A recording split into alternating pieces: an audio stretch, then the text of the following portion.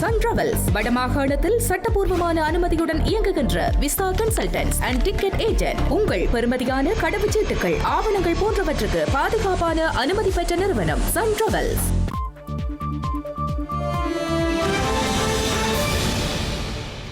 வணக்கம். இது ஐபிசி தமிழின் இரவு நேர பிரதான செய்திகள். முதலில் தலைப்புச் செய்திகள்.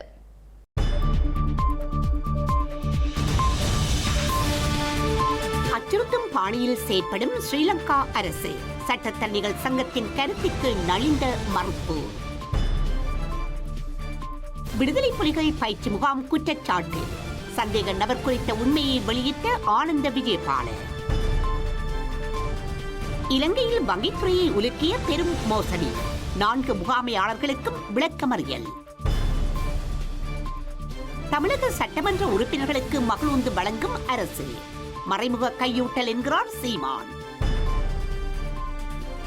$40 டிரில்லியன் உயர்ந்த அமெரிக்க கடன். ஈரான் போரை தொடர்ந்து நெருக்கடி.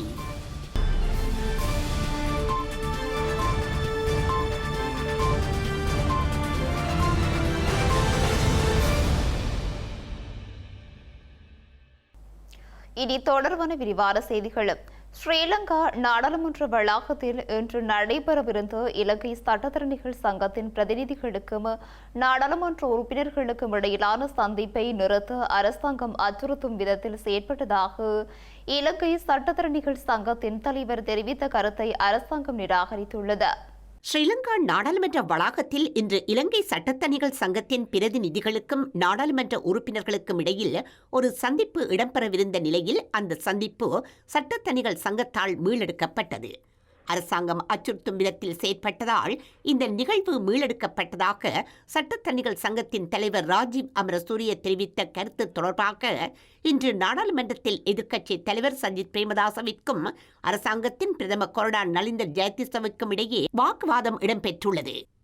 அரசாங்கம் எவரையும் அச்சுறுத்தாத நிலையில் சட்டத்தணிகள் சங்க தலைவர் பொய் கூறுவதாக குறிப்பிட்ட அமைச்சர் நலிந்த ஜெயதிச அவரது இந்த கருத்து நாடாளுமன்றத்தின் கண்ணியத்தை பாதிப்பதாகவும் குற்றம் சாட்டினார். எனினும் நேற்று அரசு தரப்பு உறுப்பினர்கள் அச்சுறுத்தும் தொனியில் பேசியதாக சஜித் பிரேமதாச பதிலுக்கு குற்றம் சாட்டினார். நாடாளுமன்ற கலந்துரையாடல்கள் மற்றும் எதிர்க்கட்சியினால் முன்வைக்கப்படும் யோசனைகளை ஊடகங்கள் தெரிவுபடுத்தி தவறாக சித்தரிப்பதாக குற்றம் சாட்டிய எதிர்க்கட்சி தலைவர் சஜித் பிரேமதாஸ் அவைக்கு உண்மையான தகவல்களை மட்டுமே கொண்டு சேர்க்க வேண்டும் எனவும் வலியுறுத்தியுள்ளார். மேலும் எதிர்க்கட்சியினர் உரை நிகழ்த்தும் போது சபாநாயகர் ஒலிவாங்கியை அணைப்பது நியாயமற்றது என குறிப்பிட்ட அவர் பேச்சு சுதந்திரத்தை பாதுகாக்கும் வகையில் சபாநாயகர் நடுநிலையாக செயற்பட வேண்டும் எனவும் கோரிக்கை விடுத்துள்ளார். ஸ்ரீலங்கா நாடாளுமன்றத்தில் நடைபெறும் கலந்துரையாடல்கள் மற்றும் முன்வைக்கப்படும் யோசனைகள் தொடர்பாக ஊடகங்களில் வெளியாகும் செய்திகள் குறித்து எதிர்க்கட்சித் தலைவர் சஜித் பிரேமதாச தனது அதிருப்தியை வெளியிட்டுள்ளார். நாடாளுமன்ற அமர்வில் உரையாற்றிய அவர் எதிர்க்கட்சியினால் முன்வைக்கப்பட்ட கோரிக்கைகள் மற்றும் கடிதங்கள் திரிவுபடுத்தப்பட்டு தவறாக சித்தரிக்கப்படுவதாக குற்றம் சாட்டியுள்ளார். நாடாளுமன்ற கலந்துரையாடல்கள் தொடர்பாக தாம் தயாரித்த அனைத்து கடிதங்கள் மற்றும் ஆவணங்களையும் சபாநாயகரிடம் ஒப்படைத்துள்ளதாகவும் எதிர்க்கட்சித் தலைவர் குறிப்பிட்டார். 225 நாடாளுமன்ற உறுப்பினர்களையும் ஒன்றிணைத்து கலந்துரையாடல்களை முன்னெடுப்பது எதிர்க்கட்சியின் தனிப்பட்ட கோரிக்கை அல்ல என்றும் அது நாடாளுமன்ற யோசனையின் ஒரு பகுதியாகும் என்றும் அவர் தெளிவுபடுத்தியுள்ளார். இதன்போது 22வது அரசியலமைப்பு திருத்தம் மற்றும் மேல் நீதிமன்ற உயர் நீதிமன்ற நீதிபதிகள் நியமனம் தொடர்பாக இலங்கை சட்டத்தணிகள் சங்கம் அனுப்பிய கடிதம் இந்த உரை நாடாளுமன்ற அவைக்குறிப்பில் பதிவு செய்யப்பட்டதாகவும் அவர் சுட்டிக்காட்டியுள்ளார். நாடாளுமன்ற விவாதங்களின் போது அரச தரப்பினரால் அச்சுறுத்தும் வகையிலான கருத்துக்கள் முன்வைக்கப்பட்டதாக சுட்டிக்காட்டிய அவர் பேச்சு சுதந்திரம் மற்றும் அடிப்படை உரிமைகள் பாதுகாக்கப்பட வேண்டும் எனவும் வலியுறுத்தியுள்ளார். இந்நிலையில் நாடாளுமன்றத்தில் நடைபெறும் உண்மையான நிகழ்வுகளை மறைத்து அல்லது திரிவுபடுத்தி செய்திகளை வெளியிட வேண்டாம் எனவும் சரியான தகவல்களை மக்களுக்கு கொண்டு சேர்க்க வேண்டும் எனவும் அவர் கேட்டுக்கொண்டுள்ளார். இதன்போது சபாநாயகர் ஒரு வசதியாளராக செயற்பட்டு இத்தகைய கலந்துரையாடல்களை சரியான முறையில் நடத்த வழிவகை செய்ய வேண்டும் என அவர் வலியுறுத்தினார். நாடாளுமன்றத்தில் ஆளும் கட்சியினர் உரையாற்றும் போது பொறுமையாக செவிமடுக்கும் சபாநாயகர் எதிர்க்கட்சியினர் பேசும்போது ஒலிவாங்கியை அணைப்பது நியாயமற்ற விடயம் எனவும் அவர் குறிப்பிட்டுள்ளார். கிளிநொச்சி பழையில் விடுதலை புலிகளின் பயிற்சி முகாம் இயங்குவதாக போலியான செய்தி பரப்பிய முரலஸ்கமோ பிரதேசத்தைச் சேர்ந்த சங்கீத் ஜெயசேகர தொடர்பான தகவல்களை ஸ்ரீலங்கா பொதுமக்கள் பாதுகாப்பு அமைச்சர் ஆனந்த் விஜயபால வெளியிட்டுள்ளார். நாடாளுமன்றத்தில் இன்று கருத்து தெரிவிக்கும் போதே அமைச்சர் இதனை தெரிவித்தார். விடுதலை புலிகளின் பயிற்சி முகாம் தொடர்பில் போலி செய்தியை வெளியிட்ட சங்கீத் ஜெயசேகர கைது செய்யப்பட்டு 14 நாட்கள் விளக்கமறியலில் வைக்கப்பட்டுள்ளதாக ஸ்ரீலங்கா பொதுமக்கள் பாதுகாப்பு அமைச்சர் ஆனந்த் விஜயபால குறிப்பிட்டார். சந்தேக நபரிடம் 2 போலி அடையாள அட்டைகள் காணப்பட்டதாகவும் அவர் 7 வெவ்வேறு முகவரிகளை பயன்படுத்தியமை தெரியவந்துள்ளதாகவும் அவர் கூறினார். மேலும் நிதி மோசடி உள்ளிட்ட 3 குற்றவியல் வழக்குகளில் அவர் சந்தேக நபராக பெயரிடப்பட்டதாகவும் அமைச்சர் தெரிவித்தார். தம்மை மருத்துவராக அடையாளப்படுத்திக் கொண்டு அவர் பல்வேறு நபர்களை ஏமாற்றி வந்ததாகவும் விசாரணைகளில் தெரியவந்துள்ளதாக அமைச்சர் கூறினார். மேலும் சந்தேக நபர் முன்னர் அமைச்சுக்களின் அதிகாரிகளுக்கு ஆலோசகராக பணியாற்றியுள்ளதாகவும் அந்த நியமனங்கள் தொடர்பிலும் தற்போது விசாரணைகள் மேற்கொள்ளப்பட்டு வருவதாகவும் அவர் தெரிவித்தார். அதே நேரம் கிளிநொச்சி பகுதியில் மேற்கொள்ளப்பட்ட சோதனைகளில் அங்கு விடுதலை பயிற்சி முகாம் இருந்ததற்கான ஆதாரமும் கிடைக்கவில்லை எனவும் அமைச்சர் குறிப்பிட்டார். குறித்த இடம் பயிற்சிகைக்காக பயன்படுத்தப்பட்ட நிலப்பகுதி மாத்திரமே எனவும் அவர் கூறினார். இனங்களுக்கிடையே பிரிவினையை ஏற்படுத்தும் நோக்கில் சந்தேக நபர் திட்டமிட்டு பொதுமக்களை தவறாக வழிநடத்தியுள்ளதாகவும் அமைச்சர் குற்றம் சாட்டினார். குறித்த பகுதியில் எந்தவொரு பயங்கரவாத நடவடிக்கையும் பதிவாகவில்லை என தெரிவித்த அவர் இனவாதத்தை தூண்டும் அல்லது பயங்கரவாதம் மீண்டும் தலைதூக்கும் வகையிலான எந்தவொரு நடவடிக்கைக்கும் இடமளிக்கப்பட மாட்டாது எனவும் உறுதியளித்துள்ளார். ஸ்ரீலங்காவின் வங்கித்துறையை உலுக்கும் பெரும் மோசடியில் 4 தனியார் வங்கிகளின் முகாமையாளர்களுக்கு எதிர்வரும் செப்டம்பர் மாதம் 3ஆம் தேதி வரை விளக்கமறியல் நீடிக்கப்பட்டுள்ளது. இந்த 4 முகாமையாளர்களில் ஒரு தமிழர் உள்ள நிலையில் இந்த தடுப்பு காவல் உத்தரவு வழங்கப்பட்டுள்ளது. ஸ்ரீலங்கா வங்கித்துறையின் வரலாற்றில் முதன்முறையாக இந்த வாரம் 4 வங்கி அதிகாரிகளும் கொழும்பில் அவர்கள் பணியாற்றிய வங்கி கிளைகளில் வைத்து கைது செய்யப்பட்டுள்ளனர். பொருட்களை இறக்குமதி செய்வதாக கூறி 36 போலி நிறுவனங்களை நிறுவி அதன் மூலம் நாட்டிலிருந்து $1 பில்லியன் அமெரிக்க வெளியேற்றியதாக குற்றம் சாட்டப்பட்ட பெரும் மோசடிக்காரர் ஜெஃப்ரி முகமதுக்கு இவர்கள் உதவியதான சந்தேகத்தில் இந்த கைதுகள் இடம்பெற்ற நிலையில் இன்று இவர்கள் நால்வரும் கொழும்பு நீதிமன்றத்தில் நிறுத்தப்பட்ட போது செப்டம்பர் 3ஆம் தேதி வரை விளக்கமறியல் நீடிக்கப்பட்டுள்ளது. அத்துடன் இந்த மோசடிக்கு சம்பந்தப்பட்ட தனியார் வங்கிகளின் உயர் அதிகாரிகள் உடந்தையாக இருந்தார்களா என்பதை விசாரிக்குமாறு நிதி குற்ற புலனாய்வு பிரிவிற்கு இன்று நீதிபதி உத்தரவிட்டார். கைது செய்யப்பட்ட 4 வங்கி அதிகாரிகளும் நேரில் சந்தித்து வங்கி பரிவர்த்தனைகளுக்கு உதவியதாகவும் இந்த சந்திப்புகள் ஒவ்வொரு வெள்ளிக்கிழமையும் நடைபெற்றதாகவும் குற்ற புலனாய்வுத்துறை குற்றம் சாட்டியது. இந்த மோசடிக்கும் போதைப்பொருள் கடத்தலுக்கும் இடையே உள்ள சாத்தியமான தொடர்புகளும் தற்போது விசாரணை செய்யப்பட்டு வருகின்றது. மெகசின் சிறைச்சாலை சுவருக்கு மேல் வீசப்பட்ட தடை செய்யப்பட்ட பொருட்கள் அடங்கிய பொதியொன்று கண்டுபிடிக்கப்பட்டுள்ளது. இவ்வாறு வீசப்பட்ட பொதியினுள்ளிருந்து 30 கைபேசி, மின்கலன்கள், 250 கிராம் சுண்ணாம்பு, 50 கிராம் புகையிலை, பாக்கு மற்றும் மாவா ஆகியன கண்டுபிடிக்கப்பட்டுள்ளதாக தெரிவிக்கப்பட்டுள்ளது. இது தொடர்பான மேலதிக விசாரணைகளை ஜாகஸ்புர காவல்துறையினர் மேற்கொண்டு வருகின்றனர். ஒழுங்கமைக்கப்பட்ட குற்றவாளியும் போதைப்பொருள் கடத்தல்காரருமான கஞ்சிபானை இம்ரானின் நெருங்கிய சகாவான அவிஷ்க மதுஷான் அபே குணவர்த்தன கைது செய்யப்பட்டுள்ளார். ஒழுங்கமைக்கப்பட்ட குற்றவாளியும் போதைப்பொருள் கடத்தல்காரருமான கஞ்சிபான இம்ரான் என்பவரின் நெருங்கிய சகாவாக கருதப்படும் வனாட்டே சது என்ற அவிஷ்க மதுஷான் அபே குணவர்த்தன என்பவர் துபாயில் கைது செய்யப்பட்டுள்ளார். துபாய் பாதுகாப்பு தரப்பினரால் குறித்த சந்தேக நபர் கைது செய்யப்பட்டுள்ளதாக தெரிவிக்கப்படுகின்றது. போதைப்பொருள் கடத்தல்காரர்கள் மற்றும் ஒழுங்கமைக்கப்பட்ட குற்றவாளிகள் வழங்கிய தகவல்களின் அடிப்படையிலேயே குறித்த கைது இடம்பெற்றுள்ளது. குறித்த சம்பவம் தொடர்பான மேலதிக விசாரணைகளை துபாய் காவல்துறையினர் முன்னெடுத்து வருகின்றனர். யாழ்ப்பாணம் இணுவில் வீதியில் அமைந்துள்ள மதுபான சாலையை உடனடியாக அங்கிருந்து அகற்றுமாறு ஆர்ப்பாட்டம் ஒன்று மேற்கொள்ளப்பட்டுள்ளது. பிரதேச மக்களால் ஏற்பாடு செய்யப்பட்ட கண்டன போராட்டம் இன்று காலை இடம்பெற்றது. யாழ்ப்பாணம் இணுவில் திரையரங்கு வீதியில் அமைந்துள்ள மதுபான சாலைக்கு முன்பாக இந்த போராட்டம் இடம்பெற்றது. எமது கிராமத்தை மதுபோதையிலிருந்து காப்பாற்றுவோம் என்ற கோரிக்கையை முன்வைத்து போராட்டம் முன்னெடுக்கப்பட்டது. போராட்டத்தில் கிராம மக்கள், இளைஞர்கள், சிறுவர்கள் மற்றும் பிரதேச சபை உறுப்பினர்கள் என பலரும் கலந்து கொண்டு மதுபான சாலை தமது கிராம சூழலுக்கு ஏற்படுத்தும் பாதிப்புகள் தொடர்பில் தமது எதிர்ப்பை வெளிப்படுத்தினர்.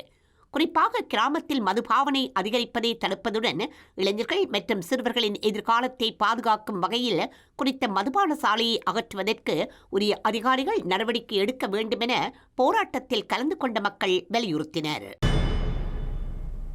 கனடாவில் வசிக்கும் தமிழ் மக்கள் மற்றும் கனேடிய முதலீட்டாளர்கள் வடக்கு மாகாணத்தில் முதலீடு செய்வதற்கு ஊக்குவிக்கப்பட வேண்டும் என வடமாகாண ஆளுநர் ந வேதநாயகன் கேட்டுக் கொண்டுள்ளார். வடக்கு மாகாண ஆளுநர் ந வேதநாயகனை இலங்கைக்கான கனேடிய ஸ்தானிகர் ஷெபில் மார்டின் நேற்றைய தினம் வியாழக்கிழமை ஆளுநர் செயலகத்தில் சந்தித்து கலந்துரையாடினார். குறித்த சந்திப்பில் வடக்கு மாகாணத்தில் அமைக்கப்படவுள்ள 3 முதலீட்டு வலயங்கள் தொடர்பான முன்னேற்றங்கள் குறித்து ஆளுநர் உயர் ஸ்தானிகருக்கு விளக்கமளித்தார். இந்த வலயங்கள் மாகாணத்தின் முதலீட்டு சூழலை விரிவுபடுத்துவதற்கும் புதிய தொழில் வாய்ப்புகளை உருவாக்குவதற்கும் பங்களிக்கும் என ஆளுநர் தெரிவித்தார். வடக்கில் முஸ்லிம் மக்களின் மீள்குடியமர்வு செம்மணி விவகாரம், வடக்கு மாகாணத்தில் பாதுகாப்பு தரப்பினரால் பயன்படுத்தப்பட்டு வரும் காணிகளை விடுவிக்கும் செயல்முறை, காங்கேசன்துறை துறைமுகம் மற்றும் யாழ்ப்பாணம் சர்வதேச விமான நிலைய அபிவிருத்தி, நல்லிணக்க முயற்சிகள் உள்ளிட்ட விடயங்கள் தொடர்பில் உயர் ஸ்தானிகர் கேட்டறிந்து கொண்டார். அத்துடன் புலம்பெயர் தமிழர்கள் எவ்வித அச்ச உணர்வுமின்றி நாட்டுக்கு வந்து செல்லக்கூடிய சூழல் உருவாக்கியுள்ளதாக தெரிவித்த ஆளுநர், முதலீடு, தொழில் முயற்சி, அறிவு மற்றும் தொழில்நுட்ப பங்களிப்பு உள்ளிட்ட பல்வேறு வழிகளில் வடக்கு மாகாணத்தின் பொருளாதார வளர்ச்சியில் பங்களிக்க முடியும் என தெரிவித்தார். களுத்துறை முன்னாள் நாடாளுமன்ற உறுப்பினர் லலித் எல்லாவல சர்வஜன அதிகாரம் கட்சியுடன் இணைந்து கொண்டுள்ளார். களுத்துறை மாவட்டத்தின் முன்னாள் நாடாளுமன்ற உறுப்பினரும் ஸ்ரீலங்கா பொதுஜன பெரமுனவின் பண்டாரகம முன்னாள் பிரதான அமைப்பாளருமான லலித் எல்லாவல சர்வஜன அதிகாரத்துடன் இணைந்துள்ளார்.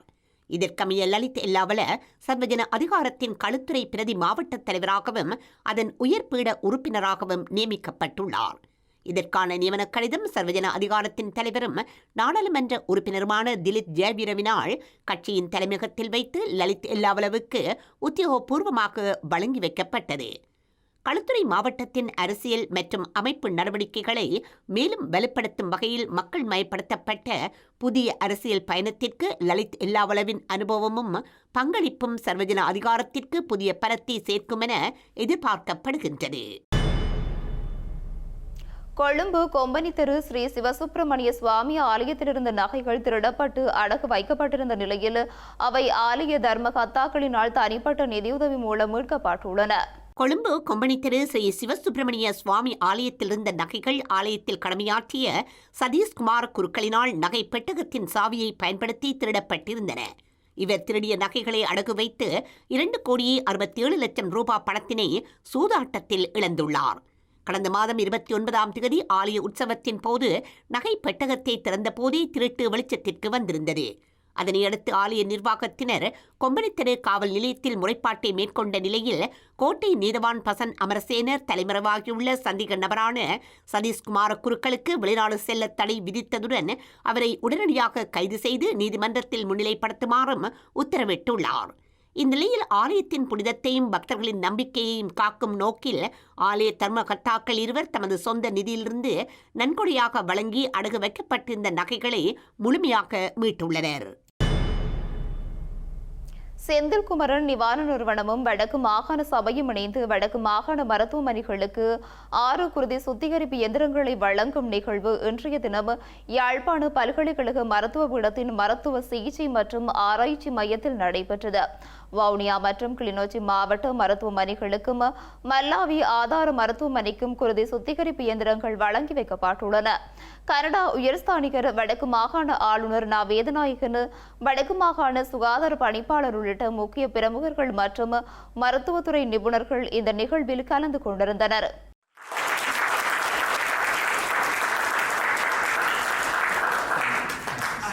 I thank you really for everything you have been doing, and I know you'll continue doing. So thank you so much. You make us very, very proud of representing Canada. Thank you so much. Thank you. Thank you. And thank you, Governor, very much for your support.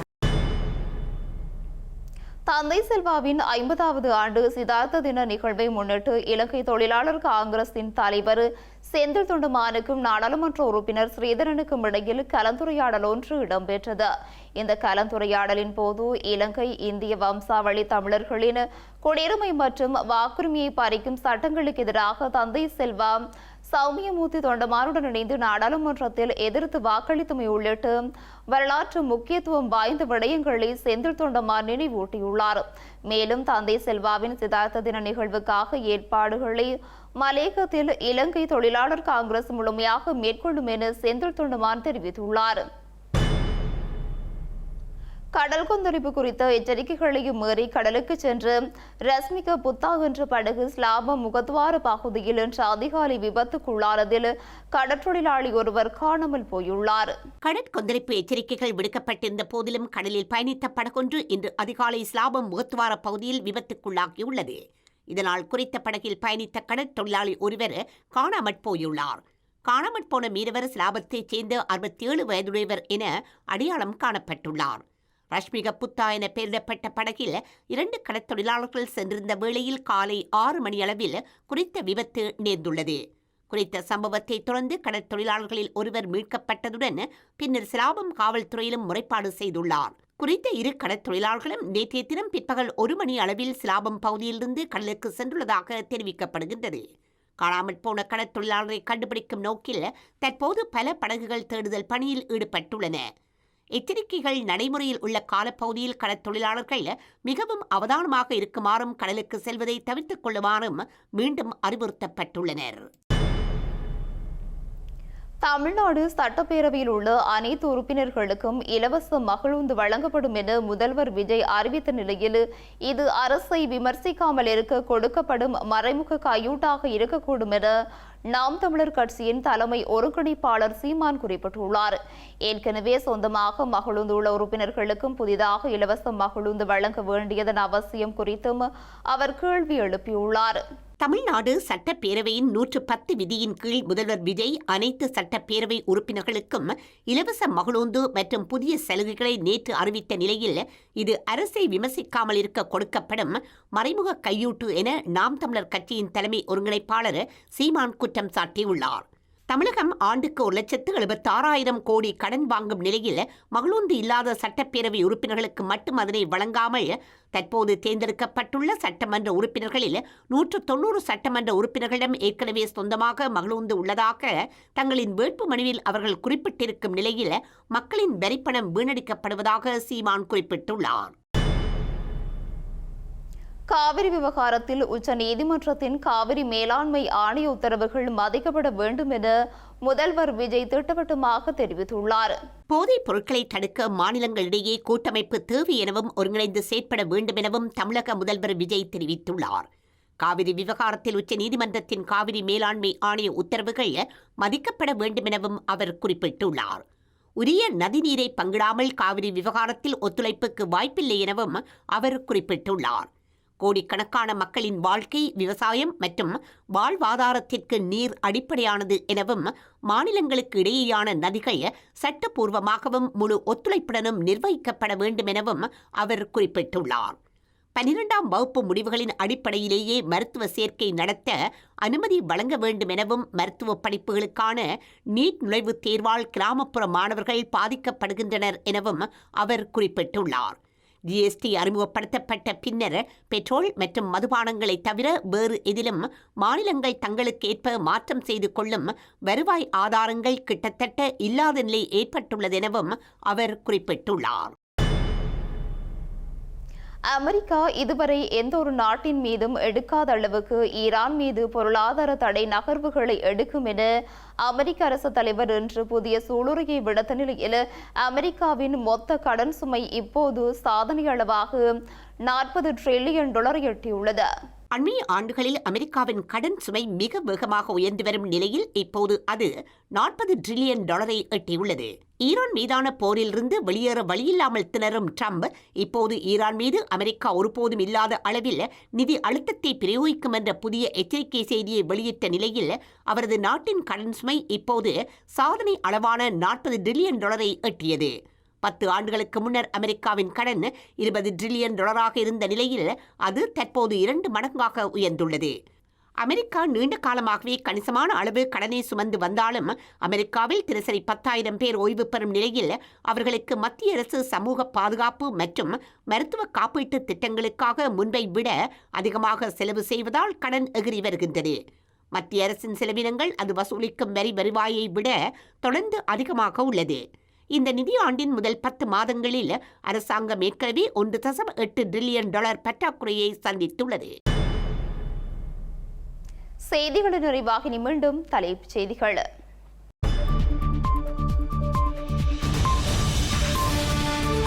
அச்சுறுத்தும் பாணியில் செயற்படும் ஸ்ரீலங்கா அரசு, சட்டத்தரணிகள் சங்கத்தின் கருத்துக்கு நலிந்த மறுப்பு. விடுதலை புலிகள் பயிற்சி முகாம் குற்றச்சாட்டு, சந்தேக நபர் குறித்த உண்மையை வெளியிட்ட ஆனந்த விஜயபால. இலங்கையில் வங்கித்துறையை உலுக்கிய பெரும் மோசடி, 4 முகாமையாளர்களுக்கும் விளக்கமறியல். தமிழக சட்டமன்ற உறுப்பினர்களுக்கு மகளுந்து வழங்கும் அரசு, மறைமுக கையூட்டல் என்கிறார் சீமான். $40 டிரில்லியன் உயர்ந்த அமெரிக்க கடன், ஈரான் போரை தொடர்ந்து நெருக்கடி.